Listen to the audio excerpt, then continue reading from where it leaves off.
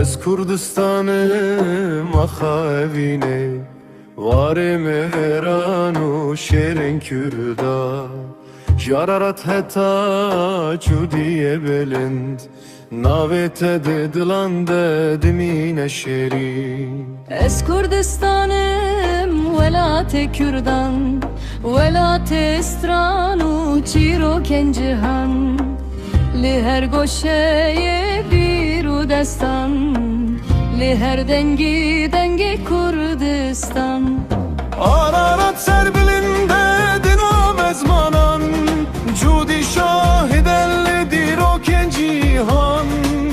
Her kolu gabar li berbayê şer, Çiyayên mene şahiden serwer. Sipan li wanê davê de xwedîne, Munzur stranên kevnar dibêje.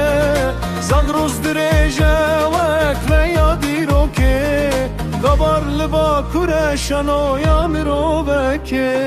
Ez Kurdistanêm axa evînê, Warê mêran û şêrên kevnê.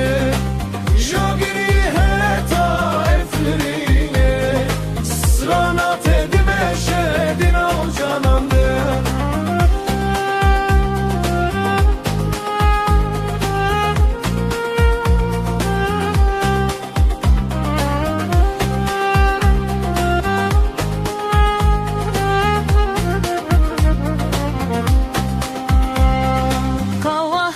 Kara girda şevan, Ji bo azadî rabûn gelo cihan. Memuzîne evîna xwe mezin, Bûn stran û kilavên dinlerim. Amedê bîna xeba bû kalan, Li hewlêrê hîndimînin destan. Li mahabadê hêvîne miriye, Li Qamişloyê stran hêjî dijiye. Dikle û Firat binav te dimeşin, Şemen te wek stran di dilan de di herîkin. Ji zaxo heta sîne û seqez, Ji dihok heta efrîne delal.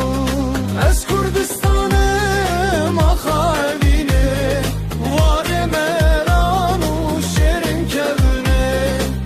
Jagirî heta efrînê, Sitahra te dimeşe dil canime.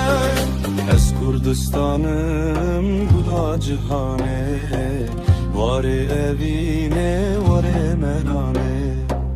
Her ku em bin her derê dinyayê, Navê te heye di dil û zimanê me de. Ez Kurdistanêm axa evînê, Warê mêran û şêrên kevnê. Jagirî heta efrînê, Sitahna te dimeşe nav cana me. Ez Kurdistanım welatê Kürdan, Welatê stran û çîrokên cihan.